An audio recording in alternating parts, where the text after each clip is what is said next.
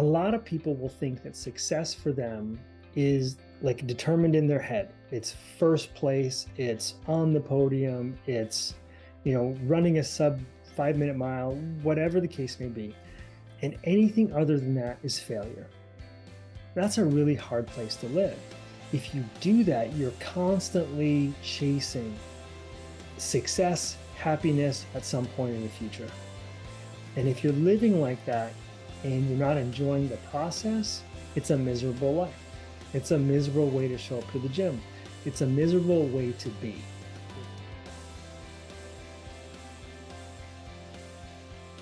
Hey everybody, Ian here again. As I mentioned yesterday, I want to have some conversations around CrossFit, and I'm thinking about calling it maybe conversations in fitness or fitness conversations, something like that. Today's topic that I wanted to share with you, and feel free to add comments, ask questions, whatever shows up for you. I really want this to be a back and forth that we can have, so that we can kind of create some relationship with each other here. And today's topic that I want to discuss is, how do you measure success in CrossFit? And this goes from your entry-level athlete into your box to the highest level athlete that you see at the games. Because how do you measure yourself against a constantly varied test, constantly varied competition with yourself, your body's health? There are so many variables. The goalpost is always moving. And if we're talking about the game specifically, the tests change, the atmosphere changes, the people change, just everything is in constant change. So how do you measure yourself up against anything when everything is constantly in motion? Well, I'm going to give you my 2 cents about this, and you can let me know what you think. So, a lot of people will think that success for them is like determined in their head. It's first place, it's on the podium, it's, running a sub 5 minute mile, whatever the case may be. And anything other than that is failure. That's a really hard place to live. If you do that, you're constantly chasing success, happiness at some point in the future. And if you're living like that and you're not enjoying the process, it's a miserable life. It's a miserable way to show up to the gym. It's a miserable way to be, which affects not only you, yourself, your family, everybody around you. Now, if you can identify what you actually want to feel by getting first place on the podium, or that sub 5 minute mile, or your first pull up, whatever the case may be, it's actually the feeling that you desire at the end result that you're seeking now. And if you can identify what that feeling is, whether it's accomplishment, achievement, success, some sort of gratification, whatever, joy, whatever it is that you're seeking at that end goal, if you can actually insert experiences in your day-to-day that allow you to feel what it's like to be at that end goal, you can then experience what it's like to be there before you even get to the result that you're looking for. You can build that into your plan. And then that way, you're not beholden to that success marker that you've put out there for yourself that may be so far out of your control that you can't and won't get there, and then you're constantly upset or constantly not feeling good about yourself. Or maybe it's just such a goal that's out there so far, like maybe it's losing 50 pounds, right? And it takes you so long to get there, your daily choices, you'll be just miserable in the process of trying to figure out your food and all this stuff. But if you can identify, what does that 50 goal loss mean to you? What is it? What do I want to feel when I get there? I want to feel healthy in my body. I want to feel alive. I want to feel vibrant. I want to feel like I'm making progress. You can start to put into your day things that make you feel vibrant, feel alive, feel healthy, feel empowered. Whatever it is that you're looking for there, you can insert in your day to day.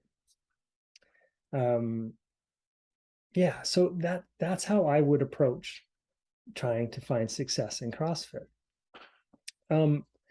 And part of this is something that I'm dealing with myself. I'm an aging CrossFitter, even though I've been at this since 2013 in various capacities. I'm aging. I'm 45 years old. Things don't work exactly the way that they used to. Things creak and pop a lot. Actually, I recorded a video and posted it on my Instagram yesterday. And if you listen closely, you'll actually hear my knee pop in my clean and jerk. Maybe I'll insert it here. Turn the volume up so you can hear that little knock in the bottom.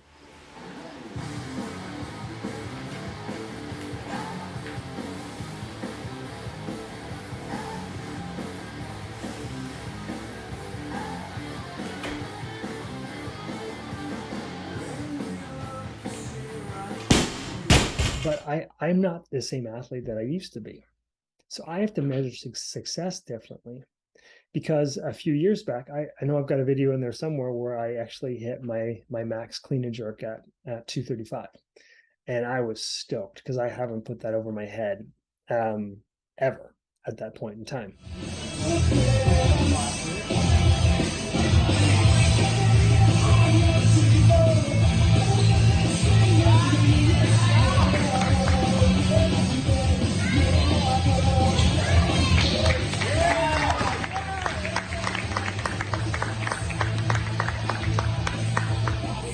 But that was pre-appendectomy, so surgery to remove my appendix, which just happened like a month before COVID happened. So not training in the gym the way that I used to, then quitting my box and starting my own garage setup, coaching myself. So many variables have changed. I need to change how I measure my success against myself. I can't measure it against pre appendix Ian. It's not a fair comparison. And I'm now 3 years older. So I mean, things are going to change. Things are going to have to adapt. So my new measure or metric can't be measured against old me. It has to be measured against something that I have control over now. So my desired end state is being happy and healthy in my body, having it move well, having it move pain-free. All of these things are what I desire to have happen with myself right now. So that's what I seek in my day-to-day training. I seek moving well, feeling pain-free, feeling loose. And then I incorporate things that support that, like a regular stretching regime, doing some accessory work, things like that I know are serving me to feel the things that I want to feel, and not measuring myself up against the old me that was able to do these crazy things. And maybe not crazy to some of you, but crazy for the average at-home CrossFitter. So what I'm hoping here is that you can take away some of what I've learned in the CrossFit space, apply it to your life, apply it to what's going on for you, and see if it helps you out in a different way. Like I said in my previous video, I want to come at CrossFit from a different angle. I want to share conversations about my journey, how I've showed up and how it has served me.